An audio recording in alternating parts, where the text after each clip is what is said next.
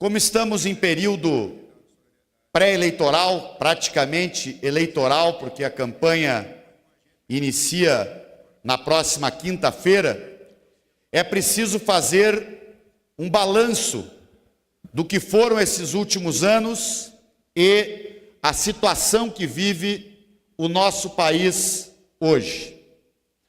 Nós enfrentamos ao longo desta legislatura o trabalho insistente e absolutamente antirrepublicano e antinacional de uma oposição que, depois de perder as eleições presidenciais pela quarta eleição consecutiva, com 2 vitórias de Lula e 2 vitórias de Dilma, passou a trabalhar a política da desestabilização da democracia brasileira e da economia brasileira.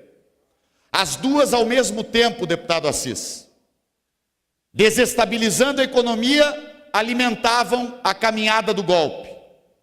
E desestabilizando a democracia, prejudicavam a economia num círculo vicioso que levou à cassação de um mandato legítimo de forma absolutamente ilegal, porque hoje praticamente nenhum deles sobe na tribuna do lado de lá para explicar o que era o tipo de crime que eles inventaram, a chamada pedalada, que nada mais era do que o atraso de alguns meses num repasse do governo federal, como todos os governadores e todos os presidentes da República fizeram ao longo da história.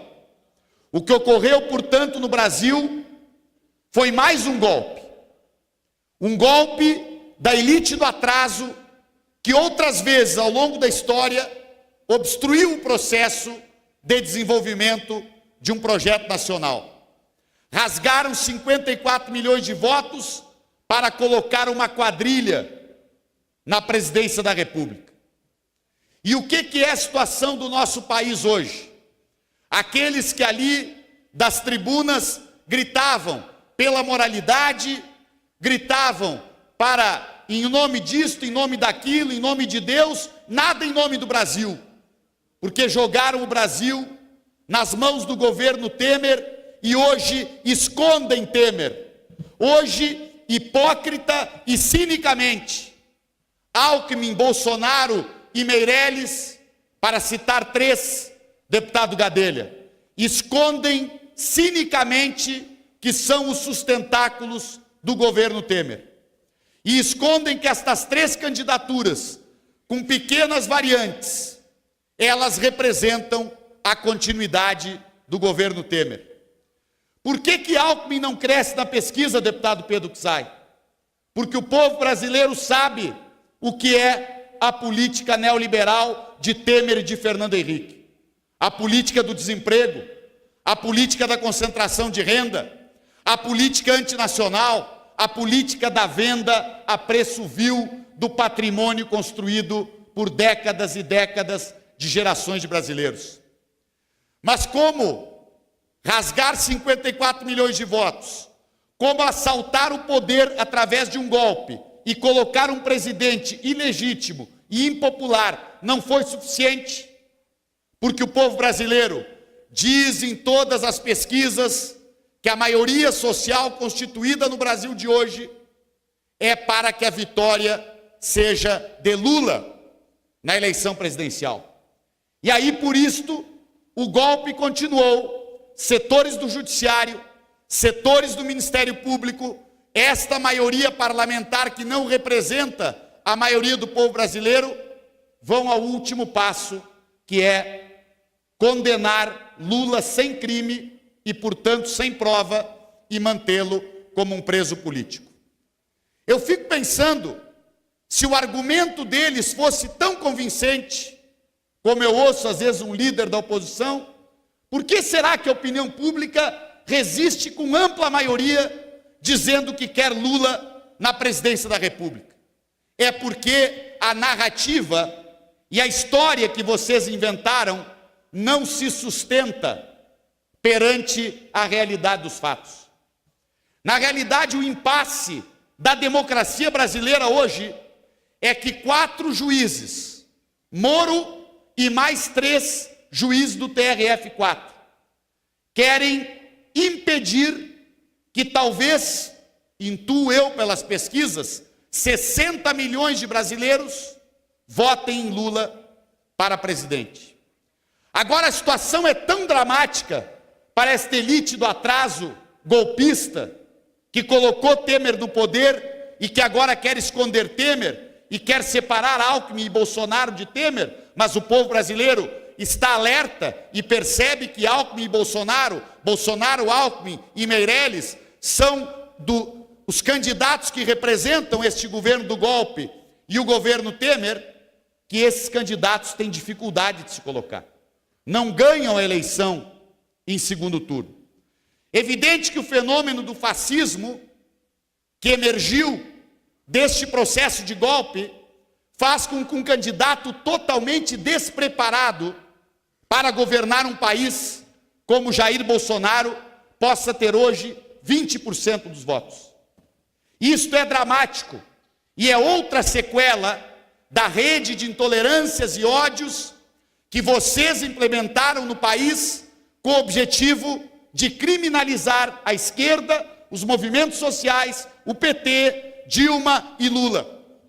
Mas vocês não conseguiram criminalizar o PT, a esquerda, Lula, Dilma e muito menos os movimentos sociais.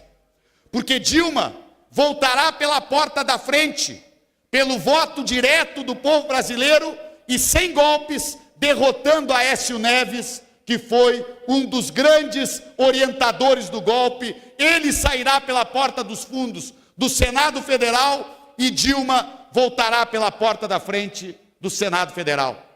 Lula, que vocês queriam criminalizar, será inscrito amanhã, junto com Fernando Haddad de vice, com o apoio do PCdoB, de Manuela Dávila, como favorito nas eleições presidenciais fora do golpe.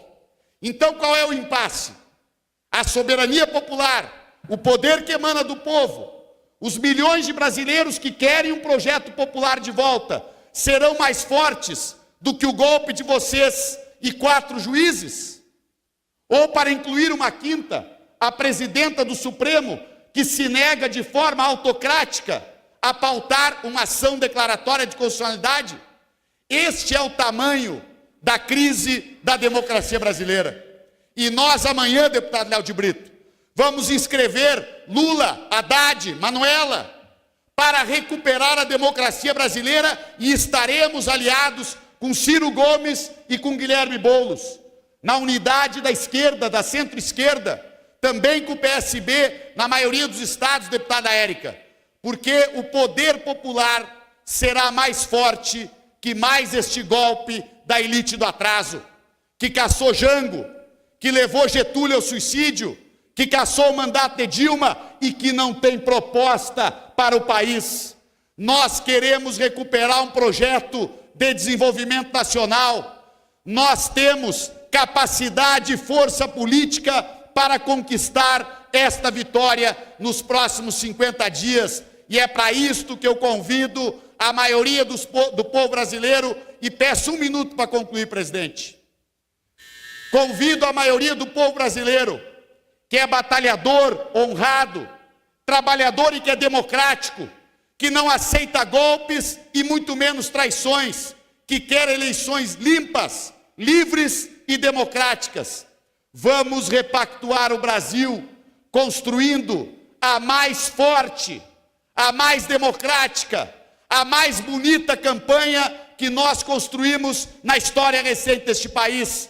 Vamos dar a resposta aos golpistas que cínica e hipocritamente diziam daquela tribuna: quero combater a corrupção. Na verdade, o que queriam era colocar Temer do poder para jogar a economia do Brasil no chão e para se protegerem de investigações contra a corrupção. Vamos, junto com o povo brasileiro, conquistar esta grande vitória.